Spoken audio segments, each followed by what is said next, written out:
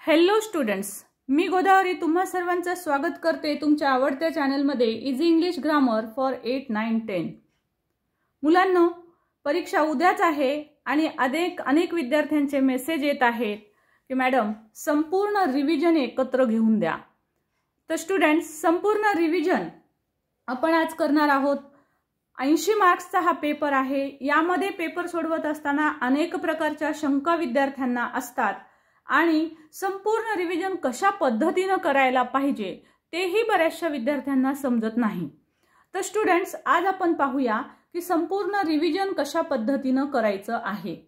तर अर्थात विद्यार्थी मित्रांनो, लक्षात घ्या, संपूर्ण रिव्हिजन जर करायचं असेल तर आपल्याला सर्वात प्रथम आपली प्रश्नपत्रिका डोक्यामध्ये पाहिजे. तर ही प्रश्नपत्रिका नेमकी कशी असते तर तुम्हाला माहिती आहे की आपल्या प्रश्नपत्रिकेमध्ये इंग्लिशच्या पेपरचा जी प्रश्नपत्रिका येते त्या प्रश्नपत्रिकेमध्ये आपल्याला एकूण 6 सेक्शन येतात. आपली संपूर्ण प्रश्नपत्रिका ही 6 सेक्शनमध्ये विभागलेली आहे. म्हणजे संपूर्ण रिव्हिजन करत असताना आपल्याला ह्या 6 येणाऱ्या सेक्शनचा आपल्याला रिव्हिजन करावं लागेल. फॉर एक्झाम्पल, पहिला सेक्शन असतो आपला लँग्वेज स्टडी. तर आपल्याला रिव्हिजन करायचं असेल सगळं रिव्हिजन, संपूर्ण रिव्हिजन. रिव्हिजन म्हणजे काय तर संपूर्ण अभ्यासक्रम तुमच्या नजरेखालून एकदा गेला पाहिजे. तर मग पहिला सेक्शन असतो लँग्वेज स्टडी. मग लँग्वेज स्टडीचं संपूर्ण रिव्हिजन करायचं म्हणजे काय तर लँग्वेज स्टडीमध्ये जे एकूण 6 बिट्स येतात पहिल्या क्वेश्चनमध्ये, तर त्या 6 बिट्स कसे येतात, त्या 6 बिट्समधलं मला काय येतो किंवा न येणारा भाग कोणता आहे, त्याची तयारी कशी करायची, हे सर्व पाहणं म्हणजे तुमचं लँग्वेज स्टडीचं रिव्हिजन होईल. लँग्वेज स्टडीमधला सेकंड बीट बी जो असतो, तर बी मध्ये तुम्हाला डू ॲज डिरेक्टेडवर प्रश्न असतात. ते डू ॲज डिरेक्टेडचे प्रश्न आपण कसे सोडवायचे, ते मला येतात का, अशा ज्या अनेक शंका आहेत, असं जे एक स्टेप बाय स्टेप करणं. आता हे झालं फक्त लँग्वेज स्टडी सेक्शन. त्यानंतर नेक्स्ट येणारा सेक्शन असतो पॅसेजवर येणारे प्रश्न. मग संपूर्ण पॅसेजेसचं तुम्हाला रिव्हिजन करायचंय. आता संपूर्ण पॅसेजेसचं रिव्हिजन करायचं म्हणजे आता काही तुम्ही संपूर्ण पॅसेज वाचत बसणार आहात का, सर्व टेक्स्ट वाचणार आहात का, तर नाही. तर आता तुम्हाला काही ठराविक पॅसेजेसमधनं बघायचं असतं की तुम्हाला हे पॅसेजेसची उत्तरं येतात का, ती कशा पद्धतीनं सोडवायची आहेत, म्हणजे तुमचं पॅसेजचं रिव्हिजन होईल. त्यामध्ये जे तुम्हाला बीट येत नाही त्या बीटची तुम्ही तयारी करा. त्या जे बीट्स तुम्हाला येत नाहीत, एक वही पेन घेऊन बसा. तुम्हाला जो बीट तुम्हाला समजत नाही रिव्हिजन करत असताना, तो बीट तुम्ही बाजूला लिहून काढा स्टुडंट्स, की मला हा बीट समजत नाही. जस्ट लिहा सुरुवातीला. आता आपण हे रिव्हिजन करू, हा रिव्हिजनचा तुम्ही व्हिडिओ पाहाल त्यावेळेस तुम्ही फक्त एवढंच करा की तुम्हाला न येणारा बीट जो आहे तो तुम्ही आधी वही पेन घेऊन बसा आणि न येणारा बीट जो आहे तो तुम्ही सरळ व्हिडिओ पॉज करायचा आणि न येणाऱ्या बीटचं नाव लिहायचं. सपोज तुम्हाला लँग्वेज स्टडीमधला पंक्च्युएशन हार्ड चाललं, तुम्ही लिहा लँग्वेज स्टडी पंक्च्युएशन. या पद्धतीनं संपूर्ण रिव्हिजन मी जसं घेईल तसं तुम्हाला जे बीट येत नाही, जे समजत नाही, त्या बीटचं तुम्ही बाजूला काढून तुम्ही त्याची लिस्ट बनवा. आता ही लिस्ट बनवणं झाल्याच्या नंतर तुमच्या लक्षात येईल, संपूर्ण रिव्हिजन माझं झाल्यावर, माझा संपूर्ण व्हिडिओ पाहणं झाल्यावर तुमच्याकडे एक लिस्ट तयार असेल. 10 शंका असू शकतात तुमच्या, 5 असू शकतात, 2 असू शकतात, कितीही असू शकतात. जेवढ्या आहेत तेवढ्या. Don't worry about it. कारण तुम्हाला आत्ता पडणाऱ्या शंका पुन्हाही असतीलच असं नाही, पण आत्ता असतील त्या शंकांचं निरसन करायचं आहे. त्यासाठी लिस्ट तयार करा. काही हरकत नाही, न घाबरता लिस्ट तयार करा. लिस्ट तयार झाल्याच्या नंतर मग त्यामध्ये जे बीट्स येत नाहीत तर ते बीट्स कसे सोडवायचे त्याचा अभ्यास करा. झालं म्हणजे बघा, न येणारा भाग तुम्ही बाजूला काढला की तुम्हाला आणि त्याचा पुन्हा अभ्यास करून गेलात की तुमचं संपूर्ण रिव्हिजन होईल. कारण या व्हिडिओमधनं ऑलरेडी तुम्ही बाकीचं रिव्हिजन केलेलं असेल आणि जो न येणारा भाग आहे त्याचंही तुम्ही जे बीट येत नाही ते तुम्ही माझ्या व्हिडिओमधनं कव्हर करू शकता किंवा तुमच्याकडे काही नोट्स असतील त्यामधनं तुम्ही वाचून ते कव्हर करू शकता. म्हणजे या पद्धतीनं न येणाऱ्या भागाचं सुद्धा रिव्हिजन तुमचं कंप्लीट होईल. म्हणजे आता एकही टॉपिक असा उरणार नाही की तुमचं रिव्हिजनच नाही. चला तर मग आता या पद्धतीनं जर आपल्याला अभ्यास करायचा असेल, आपल्याला जर संपूर्ण रिव्हिजन करायचं असेल तर मी सांगते ती पद्धत तुम्हाला फॉलो करायची आहे. चला मग वही पेन घेऊन बसूया आणि एक लिस्ट तयार करूया की आपल्याला काय येत नाही. ठीक आहे. आता याच्यामध्ये अनेक शंका असतील तुमच्या, त्या शंकांचं निरसन मी तुम्हाला इथे रिव्हिजन करतच करणारच आहे. पण स्टुडंट्स, माझ्यासोबत संपूर्ण रिव्हिजन करा म्हणजे कुठेही तुमची एखादी अडचण असेल तर त्याची लिस्ट तुमच्याकडे तयार होईल आणि न येणारा भाग तुम्हाला अभ्यासून जाता येईल. बघा, लास्ट मोमेंट रिव्हिजन आहे हे, लास्ट मोमेंट रिव्हिजन, आणि नक्की तुम्ही हे रिव्हिजन करूनच जायचं आहे. या व्हिडिओतून हे रिव्हिजन जरूर करून जा. तुम्ही एरवी बाकी संपूर्ण वाचून जरी गेला असाल तरी सुद्धा या व्हिडिओतून एक वेळेस हे रिव्हिजन या पद्धतीनं जरूर करा. तर स्टुडंट्स, बघूया आपण आता हे संपूर्ण रिव्हिजन करत असताना आपण एका प्रश्नपत्रिकेची मदत घेणार आहोत. म्हणजे आपल्याला कशा प्रकारचे प्रश्न येतात, कुठे कुठे काय काय अडचणी येतात ते तुम्हाला कळेल, आणि मी तुम्हाला लागलीच प्रत्येक ठिकाणी हे कशा कशा पद्धतीचे क्वेश्चन येतात तेही तुम्हाला मी सांगेल. म्हणजे तुमचं रिव्हिजन ऑटोमॅटिकच होईल. तर बघा स्टुडंट्स, मी सांगितलं पहिला सेक्शन. आता सेक्शन वाईज जाऊया, आणि तुम्ही वही पेन तयार ठेवा. म्हणजे तुम्हाला जो बीट येत नाही तो तुम्ही खुणा करून ठेवायचे आहेत. फास्ट जाणार आहोत आपण. सो स्टुडंट्स, बघा, पहिला क्वेश्चन असणार आहे या पद्धतीचा. 4 शब्द दिलेले असतील तुम्हाला आणि रिकामी जागा लिहायची असेल. तुम्हाला फक्त सिम्पली मधला एकच लेटर लिहायचा आहे. बघा, हे जर वाचलं तर पटकन कळेल की इथे यू भरावा लागेल आपल्याला, यंग. ठीक आहे. सो वर्ड तर शब्द नाही देणार, कारण मध्ये एक फिल इन द ब्लँक आहे. म्हणजे हा असणार आहे शब्द वर्ल्ड, म्हणजे एल लिहावा लागेल. या पद्धतीने हे शब्द भरायचे. सेकंड आहे put the following words in alphabetical order. बघा, हा क्वेश्चन असणार आहे नेक्स्ट. आता अल्फाबेटिकल ऑर्डर भरत असताना तुम्हाला माहिती आहे पहिला येणारा शब्द जो आहे तो बघायचा आहे ABCDच्या क्रमाने, आणि त्यानुसार आता बघा, ई पीक यातलं पहिलं लेटर पहा, के यातलं पहिलं लेटर पहा, यातलं पहिलं लेटर पहा, यातलं पहिलं लेटर पहा. आता ABCDच्या क्रमाने पाहायचं आहे की ABCDमध्ये पहिलं कोणता शब्द येतो. ई येतं, के येतं, एम येतं का पी येतं. ऑफकोर्स पहिला लेटर येणार आहे ई. मग ई पासून सुरू होणारा शब्द लिहायचा आहे इपिक. इथं जर शब्द पाहिलेत तुम्ही तर प्रत्येक शब्द हा वेगळ्या लेटरने सुरू झालेला आहे, म्हणून आपण या पद्धतीनं बघतोय. तर इपिक हा पहिला शब्द येणार आहे. आता ईच्या नंतर आपण पाहायचं आहे की यातला कोणता शब्द येतो आणि तो त्याच्या पुढे लिहायचा आहे. याच मेथडनी स्टुडंट्स तुम्हाला सर्व शब्द जे आहेत ते लिहायचे आहेत. ओके. सो प्रत्येक पॉईंट इन डिटेल नाही घेत बसणार आहे, कारण आपण रिवाईज करतो आहोत. तर याच पद्धतीनं आता ईच्या नंतर ह्यामधला के आधी येतो का यम आधी येतो का पी आधी येतो ते पहा आणि तो शब्द इथे लिहा. राईट. आता आपण सेकंड बीट बघूया. आता हे थोडंसं अवघड असतं. बघा, याच्यामध्ये प्रत्येक शब्द हा टीने सुरू झालेला दाखवलेला आहे, दिलेला आहे. म्हणजे याच्यामध्ये काय केलं जातं, सेम लेटरचे शब्द दिले जातात. मग अशा वेळेस काय करावं, तर अशा वेळेस स्टुडंट्स दुसरा लेटर पाहायचं. आय, ओ, ए आणि ई दुसरं लेटर पाहायचं. ठीक आहे. मग आता बघा, आय आधी येईल, ओ, ए का ई, तर ए आधी येणार आहे. त्यामुळे हा वर्ड 1 नंबरला असणार आहे. सो तुम्हाला इथे लिहायचं आहे मग पहिला शब्द तुमचा टेम. एचा शब्द येणार आहे पहिले. ठीक आहे. आपण दुसरे लेटर बघतो आहोत, कारण पहिले सर्व सेम आहेत. मग दुसरे बघतो आहोत तर एचा वर्ड येईल, म्हणून इथं लिहिला मी पहिले टेम. त्यानंतर स्टुडंट्स एच्या नंतर कोणता शब्द येईल बघा, आय येईल, ओ येईल का ई येईल. सो ABCDच्या क्रमाने ईचा लेटर यायला पाहिजे, म्हणून मला इथे यानंतर लिहावं लागेल टेक्निक. ओके. सो बघा, याच पद्धतीनं तुम्हाला याच्या पुढचे शब्द लिहायचे आहेत. सो अतिशय सोपं असं बीट असतं, पण थोडं केअरफुली करा, इथे चुका होऊ शकतात. हे 4ही शब्द जर तुम्ही एकाखाली एक लिहिले स्टुडंट तर जास्त बेटर राहतं, कारण आपल्याला काही मिस्टेक झाली तर ती पटकन समजते. त्यानंतर punctuate the following. Punctuate the फॉलोइंगमध्ये बघा, तुम्हाला पंक्च्युएशन करायचं असतं, म्हणजे योग्य तिथं कॅपिटल लेटर्स लिहायचे असतात. वाक्याचा पहिला शब्द हा नेहमीच कॅपिटल लिहायचा असतो. She said. सो पहिला शब्द नेहमीच कॅपिटल लिहिणार आहात. So she said.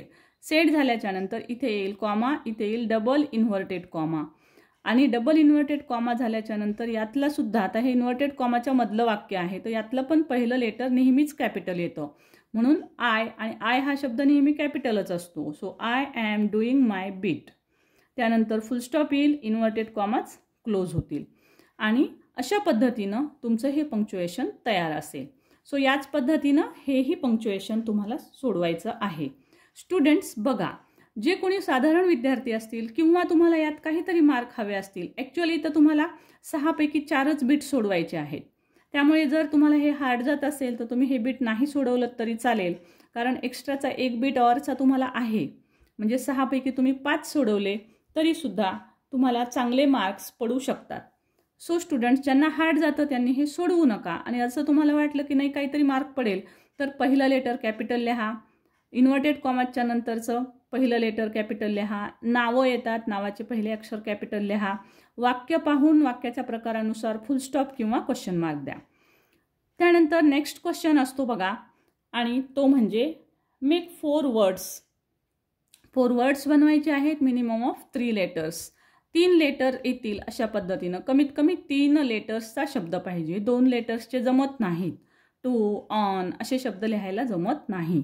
सो 3 लेटरचे शब्द आपल्याला बनवायचे आहेत. सो तुम्ही ग्रँड शब्द लिहू शकता, डॉटर शब्द लिहू शकता. ॲक्च्युअल असं लिहिलेलं असतं की ग्रँड आणि डॉटर हे 2 शब्द लिहू नका. तर अगदीच ज्यांना जमतच नाही तर त्यांनी हेही शब्द लिहिले तरी चालतात. किंवा शोधा याच्यामधले ह्याच लेटर्सपासून बनणारे शब्द लिहायचे आहेत आपल्याला. अँड लिहू शकता तुम्ही, डिअर लिहू शकता तुम्ही, ग्रँड लिहू शकता, देअर लिहू शकता, गेट लिहू शकता. ओके. सो अशा पद्धतीनं अनेक शब्द यापासून तयार होतात. फक्त यातलेच लेटर आले पाहिजेत, यापेक्षा वेगळं लेटर घेऊ नका. आणि 4 शब्द सांगितलेत, 5-6 शब्द जरूर लिहा. म्हणजे एखादं लेटरचं स्पेलिंग जर स्टुडंट्स तुमचं चुकलं तर तिथे तुम्हाला मार्क जरूर पडतात. ओके. सो स्टुडंट्स बघा, हे जो प्रश्न आहेत हे सर्व 4 बिट्स जे आहेत हे 4 बिट्सचे आन्सर बघूया आपण. बघा इथे दाखवते मी तुम्हाला.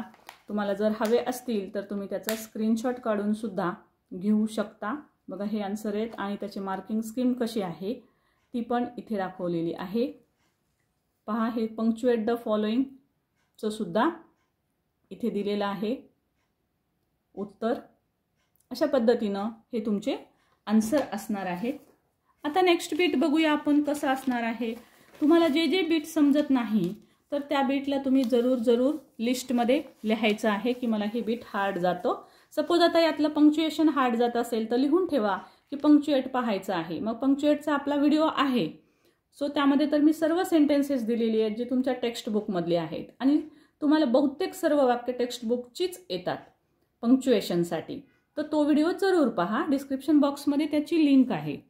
तर बघा आता स्टुडंट्स, नेक्स्ट क्वेश्चन असणार आहे रिलेटेड वर्ड्स. रिलेटेड वर्ड्समध्ये मध्यभागी एक शब्द दिलेला असतो आणि एक शब्द कुठेही असा बाजूला लिहिलेला असतो. हा लिहिलेला शब्द पाहायचा, त्याची जात ओळखायची, पार्ट्स ऑफ स्पीच ओळखायचं त्याचं की ते नाऊन आहे का ॲडजेक्टिव्ह आहे का ॲडव्हर्ब आहे आणि त्याच जातीचे शब्द लिहायचे असतात आपल्याला इतर.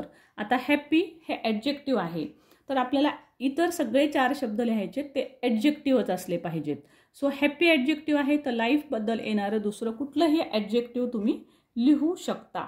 सो तुम्ही अगदी सोपे शब्द पण लिहू शकता की स्मॉल लाईफ, इझी लाईफ, माय लाईफ. ओके.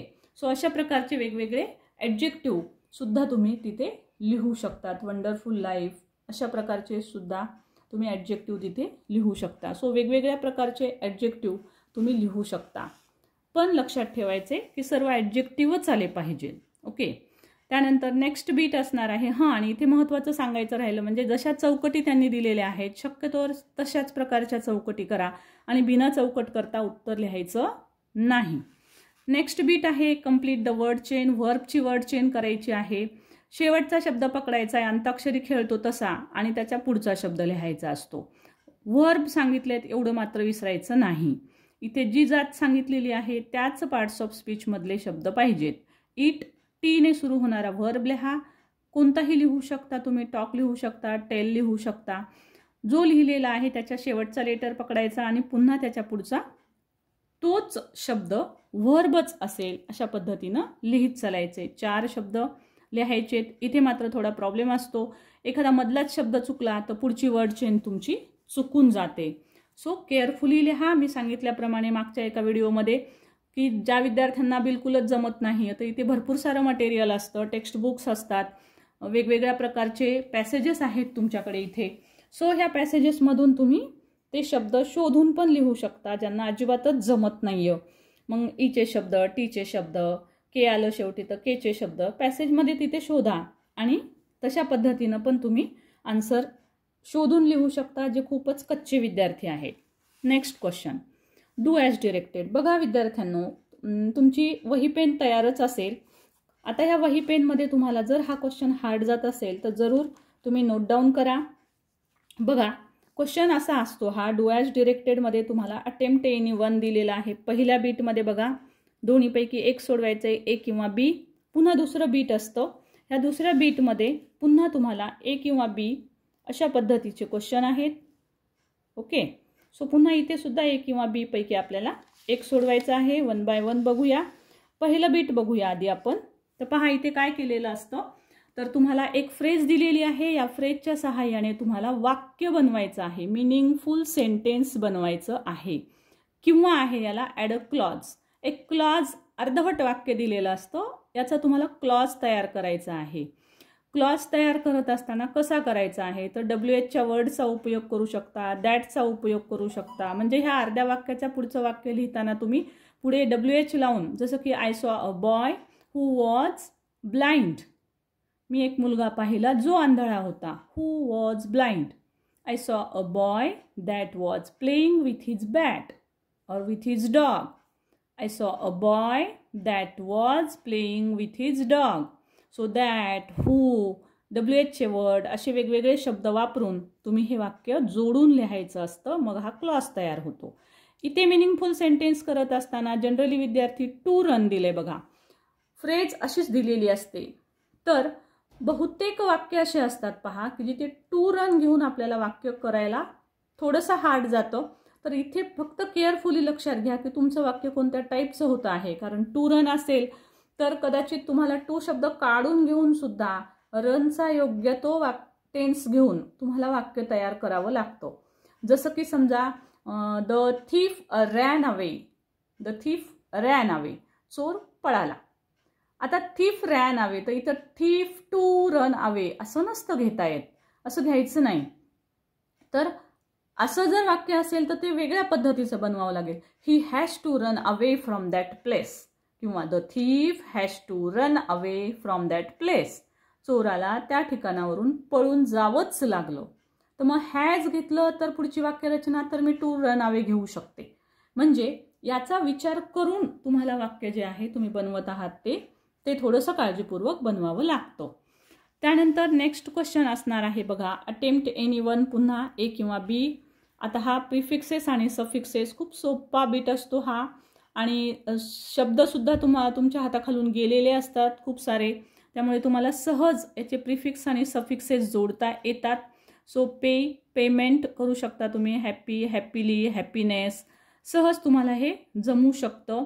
हॅप्पीचं अनहॅप्पीसुद्धा तुम्ही करू शकता प्रिफिक्स ॲड करून. तसंच खालचा ऑरमधला क्वेश्चनही सोपा असतो. यापेक्षा प्रिफिक्सेस जर समजले नाही, काही वेळेस हार्ड आले, तर हे प्रिफिक्सेस लिहित बसण्यापेक्षा याच प्रिफिक्सेसचे वाक्य बनवा. हे जास्त सोपं असेल. आणि वाक्य बनवत असताना कर्ता, क्रियापद, कर्म असे 3-4 शब्दांचेच वाक्य बनवा, म्हणजे ते चुकत नाहीत. जसं की I have to pay the bill.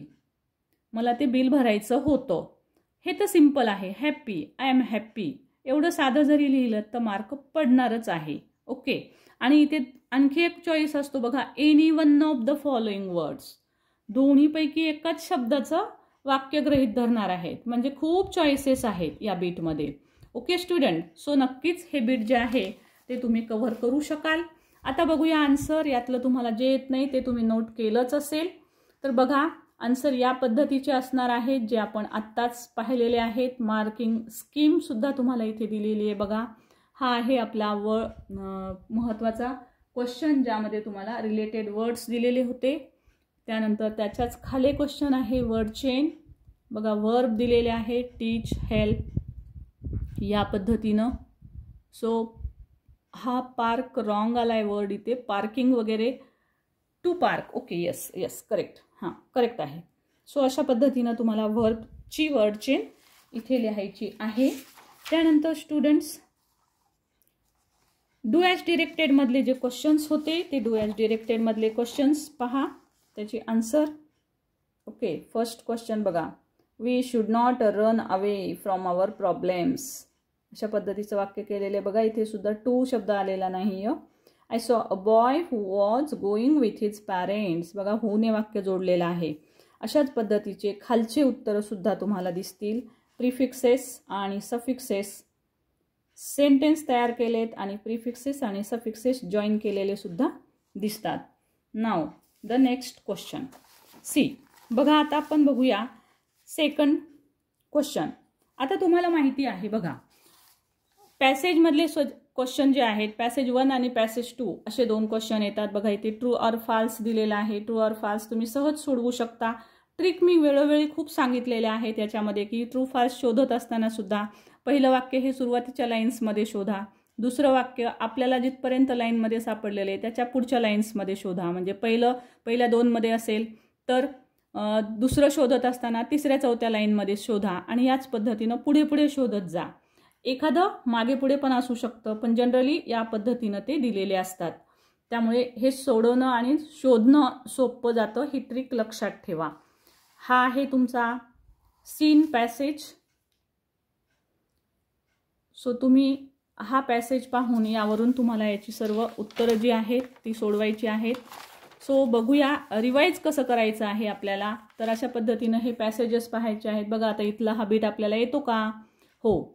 तर मग कंप्लीट द वे मी शोधू शकते. यातले कीवर्ड्स शोधायचे. The sounds that broke silence. Broke आणि सायलेन्स शब्द पॅसेजमध्ये शोधला की त्याच्या आसपास तुम्हाला उत्तर नक्की मिळेल. त्या पद्धतीनं ते सोडवायचं आहे. नेक्स्ट बीट आहे नाऊन आणि डिस्क्रायबिंग वर्ड्सचे मॅचेस दिलेले आहेत. जोड्या लावायच्या आहेत परंतु नाऊन आणि डिस्क्रायबिंग वर्डच्या जोड्या आहेत. मी मागील काही पेपर्स सोडवत असताना सुद्धा तुम्हाला सांगितलं होतं की जोड्या लावताना अशा रेषा वगैरे मारू नका. तर सिम्पली याच्या पुढे उत्तर लिहा. जसं की ॲडव्हेंचरचं उत्तर असेल स्टोरी. Adventure story. ॲडव्हेंचरस असायला हवं होतं हे. It's okay. Adventure story. Okay. So या पद्धतीनं तुम्हाला इथे उत्तरं लिहायची असतात. सोपा क्वेश्चन असतो. डू ॲज डिरेक्टेड बघूया. डू ॲज डिरेक्टेडमध्ये पहिलं वाक्य सिम्पल प्रेझेंटमध्ये दिलेलं आहे आणि दुसरं आहे अंडरलाईन द इन्फिनिटिव्ह. हा तर खूप सोपा बीट असतो बघा. प्रेझेंट टेन्स तर तुम्हाला येईलच सिम्पल प्रेझेंट टेन्स. पण तुम्ही जर अंडरलाईन द इन्फिनिटिव्ह पाहिलं तर इन्फिनिटिव्ह म्हणजे टू प्लस व्हर्ब. जस्ट तुम्हाला सिम्पली एवढंच अंडरलाईन करायचं असतं. वाक्य ॲज इट इज लिहायचं उत्तरपत्रिकेवर आणि तुम्हाला सिम्पली एवढंच अंडरलाईन करायचं आहे म्हणजे तुमचं उत्तर तयार झालं. याला म्हणतात इन्फिनिटिव्ह. क्वेश्चन आहे तुमचा अंडरलाईन द इन्फिनिटिव्ह. सो तुमचा इन्फिनिटिव्हचा आन्सर तयार असेल. त्यानंतर नेक्स्ट पर्सनल रिस्पॉन्सचा क्वेश्चन विचारलेला आहे. Which type of story do you like to read and why? So now the answers of this question. So पहा ट्रू फाल्स तुम्हाला दिलेले आहेत. Textual passage. त्यानंतर नेक्स्ट क्वेश्चन आहे वेब डायग्राम. नेक्स्ट आहे describing words आणि त्याच्या पुढचे A4 आणि A5चे आन्सर. सो स्टुडंट्स बघा अशा पद्धतीनं आपलं ह्या पॅसेजचं रिव्हिजन हे इथे संपलेलं आहे. आता बघा यानंतर तुमचा हा नेक्स्ट पॅसेज असणार आहे आणि तो पॅसेज आहे मीनाज कॅरेक्टर. मीनाचा आलेला हा question a lesson from a beggar यावरचा हा पॅसेज आहे. बघा कंप्लीट द सेंटेन्सेस आलेला आहे. सो अर्धे वाक्य दिलेले आहेत. इथेच तुमचा खाली पॅसेज आहे. त्या पॅसेजवरून हे अर्धवट राहिलेले वाक्य पूर्ण करायचे आहेत. फक्त लक्षात ठेवा वाक्य हे पूर्ण लिहायचं आहे आणि हे जे अर्धवाक्य असणार आहे तिथे तुम्हाला अंडरलाईन करायची असते जेव्हा तुम्ही वाक्य पूर्ण लिहाल. पण वाक्य पूर्णच लिहा. काही विद्यार्थी फक्त एवढीच रिकामी जागा लिहितात. तसं करायचं नाही. पूर्ण वाक्य लिहा. सो हे उत्तरं तुम्हाला सहज या पॅसेजमधून सापडू शकतात. आता सेम पॅसेज आहे स्टुडंट्स. त्यामुळे आता आपण रिव्हिजन करत आहोत. त्यामुळे आता मी सगळे बिट्स तुम्हाला सांगत बसत नाही कारण पॅसेजच आहे. पॅसेजचं पहिल्या पॅसेजचं आपण डिटेल पाहिलं. आता हे दुसऱ्या पॅसेजचे सिम्पली हे क्वेश्चन्स आहेत. या पद्धतीनं तुम्हाला ते सोडवायचे आहेत. क्वेश्चन टॅग आलेला आहे पहा इथे. Choose correct question tag. काही बेसिक रूल्स जरी माहिती असतील तर तुम्हाला सहज उत्तर शोधता येतं की दिलेल्या प्रश्नामध्ये बघा वॉजंट आलेला आहे. म्हणजे आता इथे वॉज तर असणारच आहे. क्वेश्चन टॅगचे बेसिक रूल आपल्याला माहिती आहेत. त्या रूल्सनुसार वॉज सी हे तुमचं उत्तर येणार आहे. हे तुमच्या लक्षात येईल. सो बघा अशा पद्धतीनं काही बेसिक रूल्स तुम्हाला माहिती असणं मात्र गरजेचंच असतं ग्रामर सोडवत असताना. ग्रामर असं सहजासहजी सोडवता येत नाही. त्याचे तुम्हाला काही ना काहीतरी रूल्स माहिती असणं गरजेचंच असतं. नेक्स्ट बीट पहा कसं आलेलं आहे. I spotted Meena. Rewrite the sentence beginning with Meena. मीनाने सुरू करून उत्तर लिहा. आता ही सूचना नेहमी लक्षात ठेवा, अशी सूचना म्हणजे तुमचा असतो change the voice. So voice आहे हा. सो याच पद्धतीनं व्हॉइसचे नियम सगळे फॉलो करा, उत्तर सहज करू शकता. Meena was spotted by me. Right. So सूचना फक्त समजत नाही, ती सूचना लक्षात ठेवा. Rewrite the sentence beginning with असं आलं की तो असतो व्हॉइस. त्यानंतर पर्सनल रिस्पॉन्सचा क्वेश्चन तुम्हाला दिलेला आहे. In your opinion how should a friend be. एखादा फ्रेंड हा कसा असायला हवा याच्याबद्दलचा हा तुमचा प्रश्न आहे. So now it's time to answer sheet. Okay. So see answer तुमच्याकडे असू द्या. सो तुम्हाला यामधनं उत्तरं जी आहेत ती पाहता येतील, चेक करता येतील. जर तुमच्याकडे ही प्रश्नपत्रिका नसेल स्टुडंट्स, मी तुम्हाला काही इम्पॉर्टंट प्रश्नपत्रिका टाकल्या होत्या व्हिडिओमध्ये, तुम्ही त्या पाहिल्या असतील. तर ही तीच प्रश्नपत्रिका आहे जी मी मुद्दाम घेतलेली आहे, कारण बऱ्याच विद्यार्थ्यांची डिमांड होती की आन्सर शीट टाका. तर ही ती आन्सर शीट आहे. यामध्ये आन्सर शीट पण आहे दिलेली आणि तुमचं संपूर्ण रिव्हिजन पण मी याद्वारे करते आहे. त्यानंतर बघा नेक्स्ट बीट होता तुमचा हा B3. त्यानंतर बघा हा स्क्रीनशॉट काढून घेऊ शकता आवश्यकता असेल तर, कारण तुमच्याकडे प्रश्नपत्रिका आहे ही टोटल. सो तुम्ही आन्सर पण पाहून घेऊ शकता. नेक्स्ट बीट आहे स्टुडंट्स पोयमवर. सो पोएट्री सेक्शन बघूया कशा पद्धतीनं सोडवायचं आहे. असे प्रश्न दिलेले आहेत पोएट्री सेक्शनला. कविता इथेच पहा दिलेली असते, if you don't travel. So कवितासुद्धा तुम्हाला इथे दिलेलीच आहे. यू स्टार्ट डाईंग स्लोली अशी ही कविता आहे, जिचं नाव इथं स्पष्ट दिलेलं नाही, पण वाचलं की लक्षात येतं तुमच्या, कारण प्रत्येक स्टांझामध्ये नाव आहे you start dying slowly. So बघा याचे उत्तरं रिकाम्या जागेतून आणि ह्या दिलेल्या स्टांझामधून तुम्हाला सहज सापडतील. इथे पण रिकाम्या जागा पूर्ण लिहायच्या असतात. त्यानंतर वेब डायग्रामवरचा प्रश्न आहे सेम. A3 मध्ये बीट आहे बघा, डिस्क्रायबिंग वर्ड्सच विचारलेले आहेत, नाऊन आणि डिस्क्रायबिंग वर्ड्स. सो तुम्हाला पॅसेजमध्ये ते सहज सापडू शकतात. डिफरंट शब्द शोधायचा आणि डिफरंट शब्द जसं की समजा शब्द हा तुम्हाला सापडला की तिथेच तुमचं उत्तर असतं. सो नाऊन तुम्हाला तिथेच सहज सापडू शकतो. त्यानंतर ॲप्रिसिएशन ऑफ द पोयम. ॲप्रिसिएशनसाठी ही पोयम दिलेली आहे द वर्ल्ड इज माइन. अतिशय सुंदर अर्थपूर्ण अशी ही पोयम तुमच्याकडे आहेच. सो घेऊ शकता स्क्रीनशॉट जर आवश्यकता असेल तर. आणि याच्यावरचं बघा ॲप्रिसिएशन विचारलेलं आहे, title, name of the poet. नेहमीप्रमाणे मार्किंग स्कीमसुद्धा दिलेली आहे, कुठे किती मार्क पडतील तुम्हाला. आता याच्यामध्ये आपल्याला पोयमचं नाव लिहावं लागतं, टायटल, मग नेम ऑफ द पोएट लिहा. पोएटचं नाव हे तुमच्या कवितेच्या शेवटी दिलेलं असतं. राईम स्कीम तुम्हाला स्टांझावरूनही काढता येते किंवा तुम्हाला पाठ केली तर उत्तमच, ती तुम्ही इथे लिहू शकता. फिगर ऑफ स्पीच, यासाठी मी एक ट्रिक सांगितली होती तुम्हाला की जर फारसे तुम्हाला पाठ होत नसतील, या पोयमचे नेमके कोणते फिगर ऑफ स्पीच आहेत कळत नसेल, अगदीच येत नसेल तर रिकामं सोडू नका. रिपिटेशन आणि अलिट्रेशन लिहून ठेवा, म्हणजे बाय चान्स तुमची गोळी जर लागली हवेमध्ये तर तुम्हाला मार्क पडेल. सो रिपिटेशन आणि अलिट्रेशन, आणि जनरली बहुतेक सर्वच पोयममध्ये रिपिटेशन आणि अलिट्रेशन असतं. त्यामुळे न लिहिण्यापेक्षा तुम्ही रिपिटेशन आणि अलिट्रेशन लिहू शकता. त्यानंतर सेंट्रल थीम लिहायची आहे. इथे एक महत्त्वाची गोष्ट सांगेल, लाईन्स जशाला तशा अजिबातच लिहू नका. ओके स्टुडंट्स, जशाच तशा लाईन्स अजिबात लिहू नका. नाव इट्स टाइम टू आन्सर. तर बघा हे तुमचे आन्सर आहेत. ही एक आन्सर शीट जरूर व्यवस्थित पाहून जा, कारण जेवढ्या आन्सर शीट तुम्ही पाहून जाल, अभ्यास करून जाल, तेवढे तुम्हाला मार्क्स जे आहेत ते चांगले पडू शकतात. दिस इज द ॲप्रिसिएशन. पहा खूप सुंदर लिहिलेलं ॲप्रिसिएशन आहे हे. याच पद्धतीनं तुम्हाला ॲप्रिसिएशन लिहायचं आहे द बेस्ट वे. बघा इकडे तुम्हाला 1 2 3 नंबर टाकलेले दिसतात, नंतर मग पॉईंट दिलेले आहेत ते आहेत, आणि त्याच्यानंतर तुमचे उत्तरं आहेत. सो अशा पद्धतीनं छान चौकट करून तुम्हाला हे उत्तर जे आहे ते लिहायचं आहे. सेंट्रल थीम तुम्हाला जर लिहायला इंग्रजीत वाक्य लिहायला अवघड जात असेल तर सेंट्रल आयडिया किंवा थीम जी आहे ती 2-2, 3-3 वाक्य एका कवितेची तुम्हाला पाठच करून ठेवावी लागतील. त्यानंतर नेक्स्ट बीट असणार आहे स्टुडंट आपलं नॉन टेक्स्च्युअल पॅसेज म्हणजेच unseen passage. See here non textual passage दाखवते मी तुम्हाला अगोदर. According to some experts, a staggering 93% of our daily communication is non-verbal. कम्युनिकेशनवर आलेला हा तुमचा क्वेश्चन आहे. नॉन टेक्स्च्युअल पॅसेज यामध्ये तुम्हाला इथे रिकाम्या जागा दिलेल्या दिसतात. सहज वाचून तुम्हाला त्या भरता येतात, सहज सापडतात. कशा शोधायच्या त्याची मेट्रिक सांगितलेली आहे.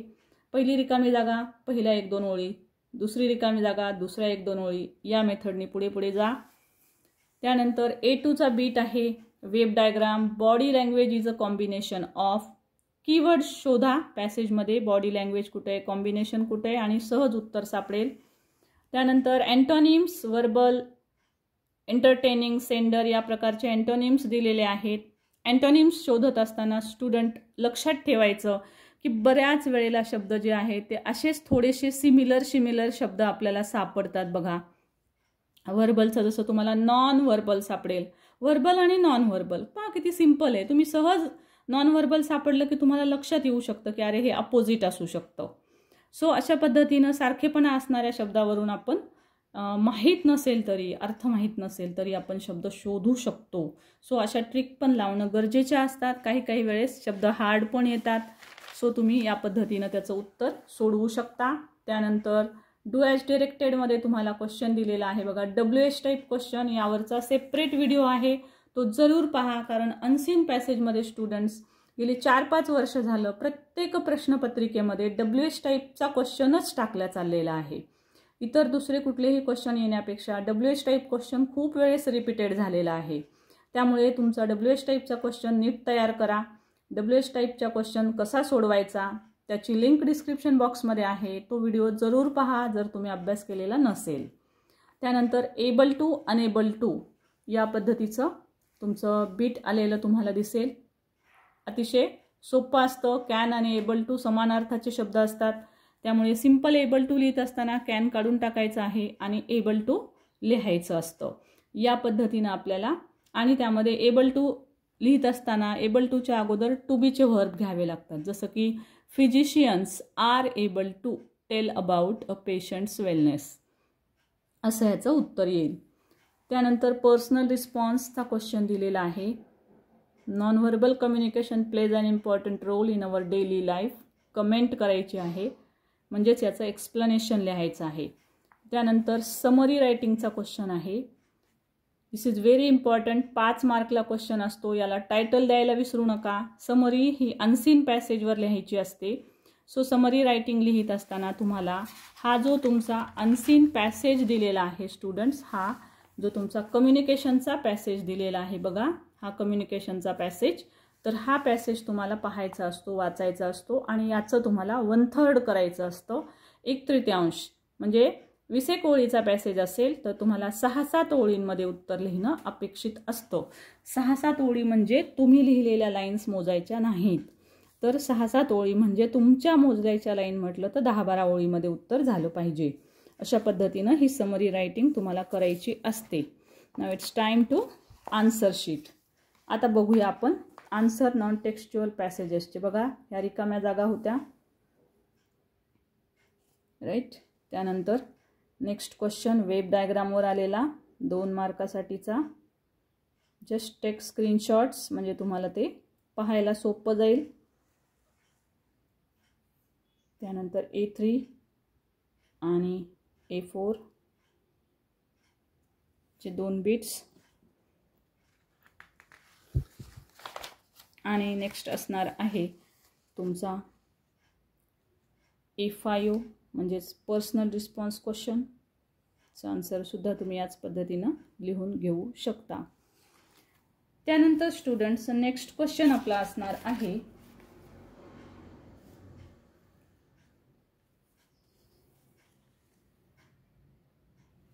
4B समरी रायटिंग पहा इथे दिलेली आहे तुम्हाला. ही समरी रायटिंगचा आन्सर तुमच्याकडे असू द्या, म्हणजे टेक स्क्रीनशॉट ऑफ दिस. त्यानंतर स्टुडंट्स नेक्स्ट बीट असणार आहे आपलं लेटर रायटिंग. लेटर रायटिंगमध्ये बघा अशा पद्धतीनं क्वेश्चन दिलेला असतो त्यामध्ये, आणि तुम्हाला क्वेश्चनमध्ये A1 आणि A2 अशा पद्धतीनं इथे बीट्स दिलेले आहेत बघा. A1 मध्ये इन्फॉर्मल लेटर दिलेलं असतं आणि A2 मध्ये फॉर्मल लेटरचा क्वेश्चन दिलेला असतो. तुम्ही कोणता क्वेश्चन सोडवणार आहात दोन्हीपैकी तो एक सोडवू शकता. त्यासाठीचे सर्व पॉईंट्स जे आहेत ते तुम्हाला इथे जसे दिलेले आहेत बघा. इथे इमॅजिन करायला सांगितलं आहे, ॲड्रेस आहे दिलेला. सो तुम्ही या पद्धतीनं क्वेश्चन पाहून नीट वाचून तुम्हाला दोन्हीपैकी एक चूज करायचं आहे, इन्फॉर्मल किंवा फॉर्मल लेटर. तर पहा तुम्हाला मी आन्सर दाखवते. इन्फॉर्मल लेटर इथे आलेलं लिहिलेलं आहे. So just take screenshot. बघा पत्ता तसाच लिहिलेला आहे, संजय भोसले. बघा तुम्हाला इथे तुम्हाला पत्त्यामध्ये दिसेल संजय और संजना भोसले. जस्ट मिनिट, हे पहा संजय और Sanjana Bhosale. From room number वगैरे दिलेला आहे. सो हाच ॲड्रेस आपल्याला इथे लिहायचा असतो. सो इथे तुम्हाला तो लिहिलेला दिसेल बघा, संजय भोसले रूम नंबर, हा सर्व ॲड्रेस दिलेला आहे. जर दिलेला नसेल तर तुम्ही मनाने लिहू शकता. आता हे पत्र जे आहे ते तुम्हाला सांगितलेलं आहे राईट युअर. बघा क्वेश्चन बघून घ्या आधी. Write a letter to your brother. ही गोष्ट नीट लक्षात घ्यायची आहे की लेटर कुणाला लिहायला सांगितले, म्हणजे आपल्याला डिअरमध्ये तो शब्द लिहिता येईल. बघा इथं दादा शब्द लिहिलेला आहे, डिअर दादा. सो दादा अशा प्रकारचे मराठी शब्दसुद्धा तुम्ही इथे स्पेलिंगसहित लिहू शकता. त्यानंतर बघा क्वेश्चनचं आन्सर क्वेश्चननुसार लिहिलेलं आहे. मी तुम्हाला सांगितलं होतं फिक्स्ड लाईन्स लिहा. सुरुवातीला पाठ केलेल्या फिक्स्ड लाईन्स तुम्हाला तो व्हिडिओ माझा जरूर पहा तुम्ही, की लेटरमधले, कारण ज्या खूप विद्यार्थ्यांचं इंग्रजी कच्चं असतं तर त्यांच्यासाठी तर खूपच बेस्ट आहे तो व्हिडिओ. डिस्क्रिप्शन बॉक्समध्ये त्याची लिंक आहे. त्यामध्ये फिक्स्ड लाईन्स दिलेल्या आहेत मी वेगवेगळ्या पत्रांसाठी फिक्स्ड लाईन्स. त्या जर तुम्ही पाठ करून गेलात तर बघा तुमचा हा जो पहिला पॅरेग्राफ आहे तो, आणि इथे तुम्ही त्याचा एंड करू शकता. सो एंडिंग पॅरा हा तिथे तुमचा पाठ असेल, तो पाठ असलेला लिहिला की मार्क्स कटत नाहीत. त्या पद्धतीनंच पहा हा बॉडी ऑफ द लेटर लिहिलेला आहे, म्हणजे तुमचे जे पॉईंट्स आहेत ते सर्व डिटेलमध्ये लिहिलेत. आणि हा आहे तुमचा क्लोजिंग पॅरा, याला हाफ मार्क असतो. सो अशा पद्धतीनं क्लोजिंग पॅरा आणि हे एंड ऑफ द लेटर, या पद्धतीनं तुमचं लेटर जे आहे ते लिहिणं अपेक्षित आहे. ही मार्किंग स्कीम आहे त्याची पहा, म्हणजे सेंडर्स ॲड्रेसला half mark, salutation half mark, main body म्हणजेच body of the letter 2.5 mark, क्लोजिंगसाठी हाफ मार्क आणि ग्रामरसाठी 1 mark. So without grammar mistake you have to write the answer. Okay, so answer कसं लिहिणार आहात तर कुठलीही मिस्टेक तुमची नसली पाहिजे स्टुडंट्स. सो पहा हा एक गोष्ट दाखवायची राहिली, हे जे पत्र आलेलं आहे तुम्हाला, तर ह्या पत्रासाठी तुम्हाला ही एक डायग्राम पॉईंट्स दिलेले आहेत पहा. त्यांनी पॉईंट्स नंतर दिलेत आणि अगोदर क्वेश्चन दिलेला होता त्यामुळे तो दाखवायचा राहिला. तर हे तुमचे सर्व पॉईंट्स आहेत लेटर्सचे. या पॉईंटवर तुम्हाला ते लेटर लिहायचं आहे. त्यानंतर नेक्स्ट बीट असणार आहे तुमचा डायलॉग रायटिंग. इथे तुम्हाला बघा स्पष्ट अशी सूचना असते, B1 और B2 सोडवायचं आहे, दोन्हीपैकी एक सोडवायचं आहे, B1 किंवा B2. B1 मध्ये असतो तुम्हाला डायलॉग रायटिंग. सो डायलॉग रायटिंगमध्ये सुद्धा पुन्हा 3 बीट्स असतात स्टुडंट. हा पहिला बीट असतो, याच्यामध्ये 1 2 3 4 असे क्रमाने जम्बल्ड सेंटेन्सेस दिलेले असतात. जम्बल्ड म्हणजे ते खालेवर असतात. तर यातलं पहिलं वाक्य कोणतं यायला पाहिजे ते बघायचं आणि पहिलं वाक्य पहिल्यांदा लिहायचं. ओके, सो या पद्धतीनं 4ही वाक्याचे क्रम बदलून तुमचं उत्तर तयार होईल. 1 मार्क असतो इथे ह्या A बीटला.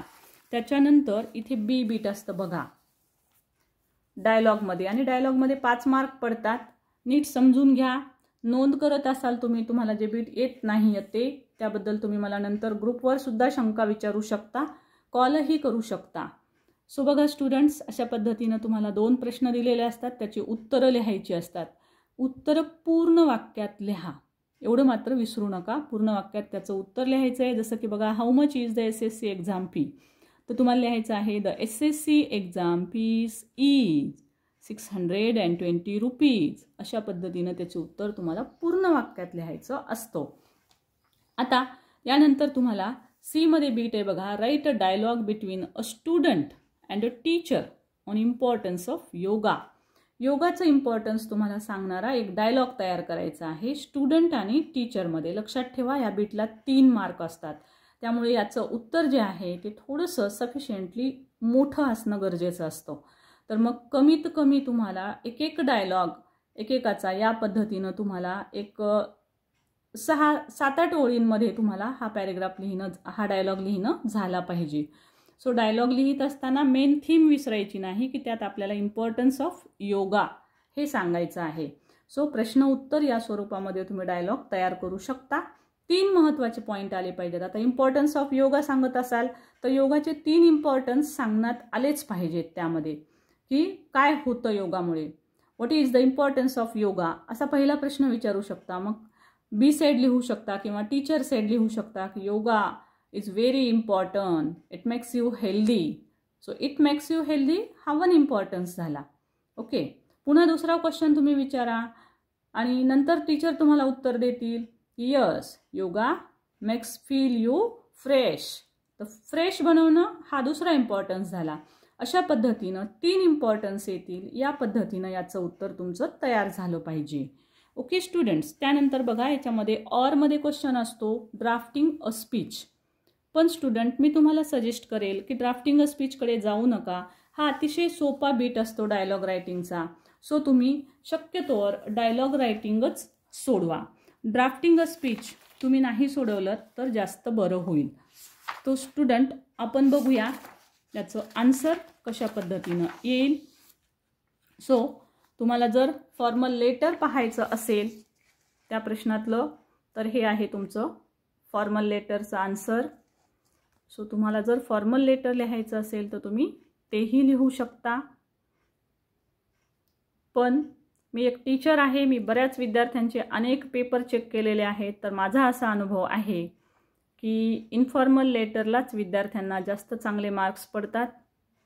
त्यामुळे मी सजेस्ट करते सर्वांना की त्यांनी इन्फॉर्मल लेटर लिहावं. पण तरी तुम्हाला जर हे सोपं जात असेल तर you can write it. Marking scheme सेमच असते. त्यानंतर आत्ता पाहिलेलं आपण डायलॉग रायटिंगचा आन्सर बघा. या पद्धतीनं हे एचा आन्सर असेल. त्यानंतर बी बघा, इथं वाक्य पूर्ण लिहिलेलं आहे, इट इज ₹550. सो अशा पद्धतीनं, आणि पुन्हा इथे अंडरलाईन केलेल्या पण दिसतील तुम्हाला, तर अंडरलाईन पण तुम्हाला या पद्धतीनंच करायच्या असतात. त्यानंतर पहा, इम्पॉर्टन्स लिहिलेले दिसतील तुम्हाला बघा. Are you practising yoga or not, teacher विचारतात. ओके, सो याच्यामध्ये वेगवेगळ्या प्रकारचे पॉईंट्स तुम्हाला आलेले दिसतील बघा. It helps me to improve my concentration, I am developing my mental ability, आहे ना.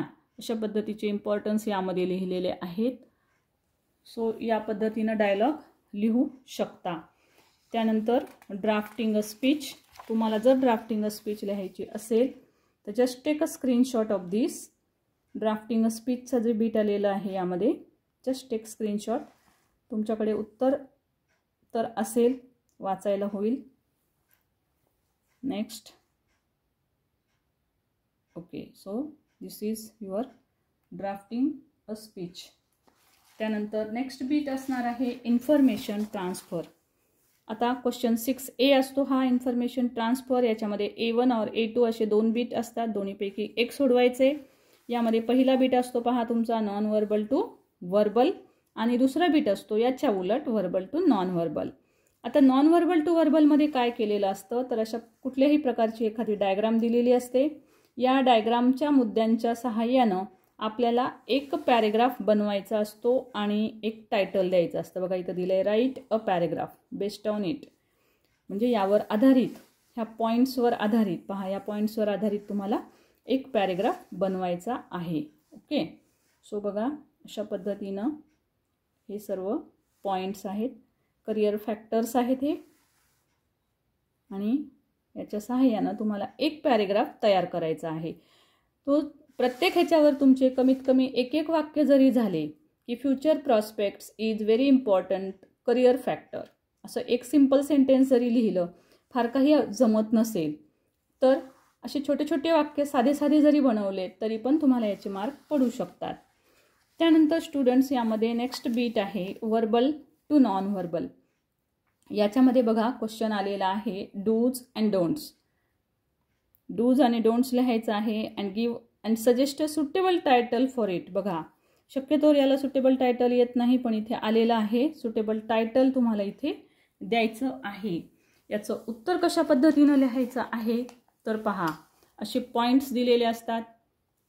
आता तुम्हाला फरक स्पष्ट करासारखे 2 भाग करायचे असतात उत्तराचे. एकाच शब्द लिहायचा हा जो डूज लिहायचा आहे आणि दुसऱ्यात लिहायचा आहे डोंट्स. अशा पद्धतीनं तुम्हाला फरक स्पष्ट करासारखं डूज आणि डोंट्स 2 कॉलम करायचे. आता बघा वाक्य कसं लिहायचं. We must plant more trees. आपण भरपूर झाडं लावली पाहिजेत. होकारार्थी वाक्य जी आहेत ती डूजमध्ये येतील आणि नकारार्थी वाक्य आहेत ती डोंटमध्ये येतील. पण लक्षात ठेवा, प्रत्येक वाक्याची सुरुवात डूने किंवा डोंटने करायची आहे. आता डूने किंवा डोंटने वाक्य करत असाल तर ते तुमचे इम्परेटिव्ह सेंटेन्सेस होतील. आणि इथे दिलेले जे वाक्य आहेत ते लक्षात घ्या, प्रत्येक वाक्यात तुम्हाला सब्जेक्ट दिसेल. म्हणजे इथे दिलेले विधानार्थी वाक्य असतात आणि तुम्हाला उत्तर हे इम्परेटिव्ह सेंटेन्समध्येच लिहिणं हे अभिप्रेत असतं. तर कशा पद्धतीनं लिहाल मग? आता हे वाक्य होकारार्थी आहे. We must, we should, you should असे जे कर्ता क्रियापद आलेले असतात, मोडाल ऑक्झिलरीज आलेले असतात, मस्ट किंवा शूड, अशा प्रकारच्या वाक्यांमध्ये मस्ट किंवा शूड आलेलं असतं, ते काढून टाकायचे. सब्जेक्टसुद्धा काढून टाकायचं आहे. आता हे पॉझिटिव्ह सेंटेन्स आहे म्हणून डूचं वाक्य तयार होईल. मग डू प्लॅन्ट मोर ट्रीज. आता डू लिहायची पद्धतही नसते, त्यामुळे डू न लिहिता पण वाक्य करू शकता, प्लॅन्ट मोर ट्रीज.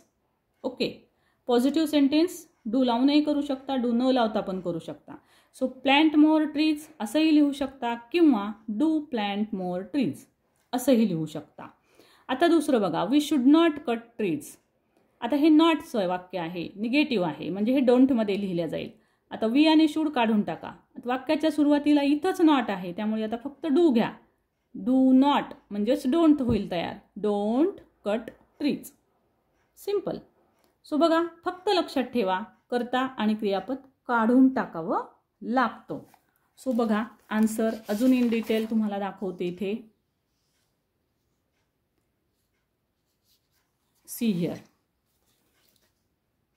बघा, डूज अँड डोंट्स.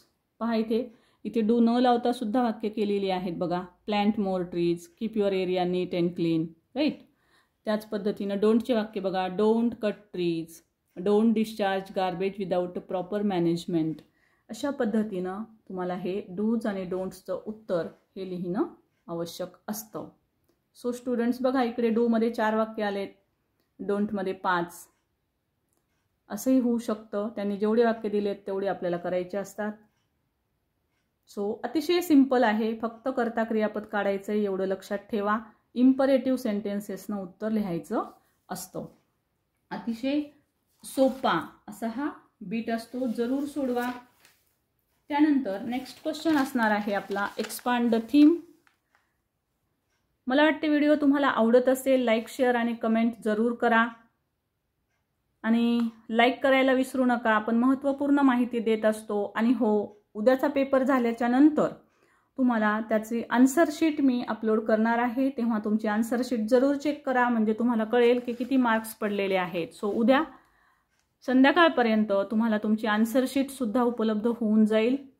हा आहे क्वेश्चन न्यूज रिपोर्टचा. तुम्ही रिपोर्ट लिहायची आहे किंवा स्टुडंट्स तुम्हाला एक स्टोरी तयार करायची आहे. स्टोरी लिहिणं सोपं असतं, त्यामुळे स्टोरी लिहिली तर त्याला मार्कही जास्त पडतात. त्यामुळे मी सजेस्ट करेल की स्टोरी लिहा.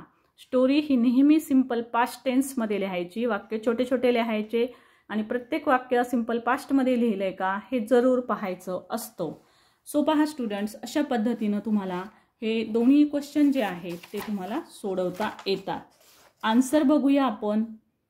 पहा, इथे तुमचं क्वेश्चनचं आन्सर, न्यूज रिपोर्ट, रिपोर्ट लिहित असताना बघा कशा पद्धतीनं नाव लिहिलेलं असतं गावाचं, त्यानंतर तारीख टाकलेली असते आणि जी न्यूज आहे ती इन डिटेलमध्ये त्याचं थोडंसं वर्णन करून लिहायचं असतं. न्यूज रिपोर्ट लिहित असताना नेहमी पॅसिव्ह व्हॉइस वापरायचा असतो, हे लक्षात घ्या. पहा इथे सर्व वाक्य जे आहे ते तुम्हाला पॅसिव्ह व्हॉइसमध्येच दिसतील. पहा जसं की तुम्हाला वाक्य दिसेल बघा, द फायनल स्कोअर वॉज.